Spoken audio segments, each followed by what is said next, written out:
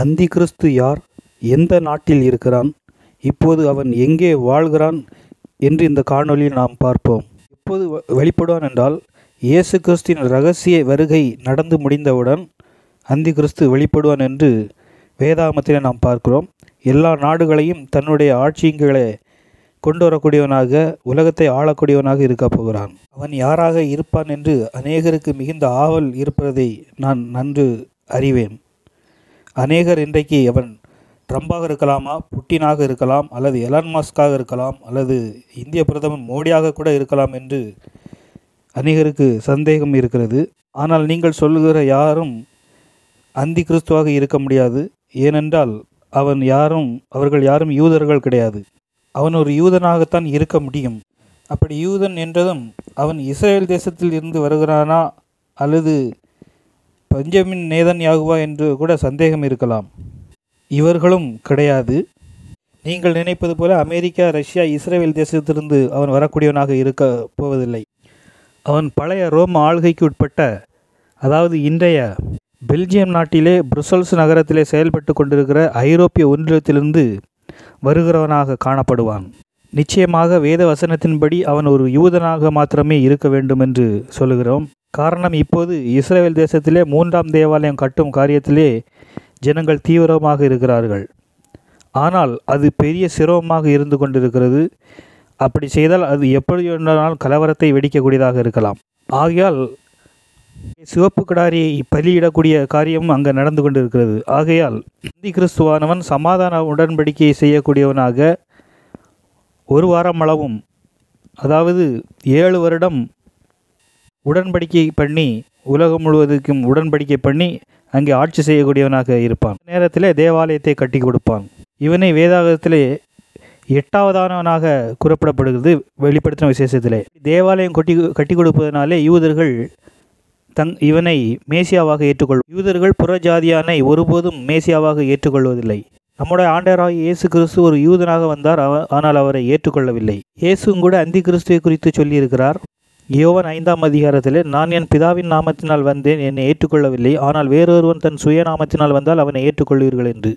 என்னுடைய புஸ்தகத்திலே, அவன் தன் பிதாக்களின் தேவனை மகிமையாலும் மதியாமலும் ஸ்திரீகளின் சிநேகத்தை எந்த தேவனை மதியாமலும் எல்லாவற்றிற்கும் தன்னை பெரியவனாக்கி அரண்களின் தேவனை தன் ஸ்தானத்தில் கனம் பண்ணி தன் பிதாக்கள் அறியாத ஒரு தேவனை பொன்னினாலும் வெள்ளினாலும் பண்ணுவான், தேசத்தை கிரயத்துக்காக பங்கிட்டு கொள்வான் என்று சொல்லப்படுகிறது. நிச்சயமாக அவன் கடவுளை ஆராதிக்கக்கூடியவனாக இருக்க மாட்டான். கடவுளை மறுதலிக்கிற கடவுள் மறுப்பாளனாக இருப்பான். அல்ட்ரா ஆர்த்தடாக்ஸ் ஜூஸுக்கும் சியோனிய யூதர்களுக்கும் அங்கே சண்டை நடைபெறுவதை நாம் பார்க்கலாம். அடுத்ததாக அவன் எந்த கோத்திரத்திலிருந்து வெளிப்படுவான் என்று சொன்னான். ஆதியாகமத்தினுடைய புஸ்தகத்திலே யாக்கோபு தான் கோத்திரத்து குறித்து, தான் குதிரையின் மேல் ஏறி இருக்கிற மல்லாந்து விழும்படியாய் அதன் குதிகாலை கடிக்கிறதற்கு வழியில் கிடக்கிற சர்ப்பத்தை போலவும் பாதையில் இருக்கிற விரியம்பாம்பை போலவும் இருப்பான் என்று யாக்கோபு சொல்கிறார். யோவான் ஸ்நானகன் விரியம்பாம்பு குட்டிகளை என்று சொல்கிறார். எனவே அந்தி கிறிஸ்து யூதர்கள் குதிரையின் மேல் ஏறி இருக்கிறதை போல உலகத்திலே உயர்ந்து நிற்கிறார்கள், அவர்களை விழும்படியாக செய்வான். படுத்தின விசேஷத்திலும் கூட முத்திரையிடப்பட்டவர்கள் தான் கோத்திரம் முத்திரையிடப்படவில்லை என்று சொல்லப்படுகிறது. என்னுடைய புத்தகத்திலே அந்தி கிறிஸ்துவானவன் எந்த தேவனிலும் தன்னை பெரியவனாக்கி இருப்பான், பேச்சுகளினாலே கள்ளமார்க்கத்தாராக்குவான் என்று சொல்லப்படுகிறது. அவன் ரோபோ, ஹோலோகிராம் போன்ற டெக்னாலஜியை பயன்படுத்தக்கூடியவனாக காணப்படுவான். 7 3.5 வருடம் முடிந்த பிறகு யூதர்கள் இவனுடைய கொடுமையினாலே நாட்டுப்புறங்களுக்கு ஒளிந்து கொள்வார்கள். இயேசுவை மேசியாவாக ஏற்றுக்கொள்ளப் போகிறார்கள். தெசலோனிக்கர் புஸ்தகத்திலே, எதிர்த்து நிற்கிறவனாயும் தேவன் எனப்படுவோ ஆராதிக்கப்படுவது எதுவோ தன்னைத்தான் உயர்த்தவனாயும் இருப்பான், இவன் போல் உட்கார்ந்து தன்னை உயர்த்தவனாக காணப்படும் என்று சொல்லப்படுகிறது. இயேசு தன்னுடைய நாசின் சுவாசத்தினாலே நாசம் பண்ண போகிறார். அந்தி கிறிஸ்துவின் வருகை சகல அடையாளங்களோடும் பொய்யான அற்புதங்களோடும் காணப்படும். யூதர்களின் கூக்குரலை கேட்டு இயேசு வருஷத்தின் முடிவிலே பகிரமாக வரப்போகிறார்.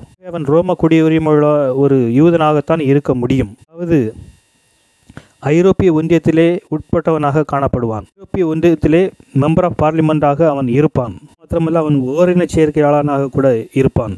என்றால் ஸ்திரீகளின் சிநேகத்தை விரும்பாதவனும் மதியாதவனுமாய் இருக்கிறான் என்று வேதத்தில் சொல்லப்படுகிறது. அவன் ஒரு நிச்சயமாக ஒரு யூதனாகத்தான் இருக்க முடியும். அவனுடைய நாட்டிலிருந்து தப்பிக்க இயேசு கிறிஸ்துவின் இரகசிய வருகைக்கு எடுத்துக்கொள்ளப்பட நாம் ஆயத்தப்படுவோம். கர்த்தர் தாமே ஆசீர்வதிப்பாராக. ஆமேன். அந்தி கிறிஸ்து யார்? எந்த நாட்டில் இருக்கிறான், இப்போது அவன் எங்கே வாழ்கிறான் என்று இந்த காணொளியில் நாம் பார்ப்போம். எப்போது வெளிப்படுவான் என்றால், இயேசு கிறிஸ்துவின் இரகசிய வருகை நடந்து முடிந்தவுடன் அந்தி கிறிஸ்து வெளிப்படுவான் என்று வேதாகமத்திலே நாம் பார்க்கிறோம். எல்லா நாடுகளையும் தன்னுடைய ஆட்சிகளை கொண்டு வரக்கூடியவனாக, உலகத்தை ஆளக்கூடியவனாக இருக்க போகிறான். அவன் யாராக இருப்பான் என்று அநேகருக்கு மிகுந்த ஆவல் இருப்பதை நான் நன்கு அறிவேன். அநேகர் இன்றைக்கு அவன் ட்ரம்பாக இருக்கலாமா, புட்டினாக இருக்கலாம், அல்லது எலான் மஸ்காக இருக்கலாம், அல்லது இந்திய பிரதமர் மோடியாக கூட இருக்கலாம் என்று அநேகருக்கு சந்தேகம் இருக்கிறது. ஆனால் நீங்கள் சொல்லுகிற யாரும் அந்தி கிறிஸ்துவாக இருக்க முடியாது.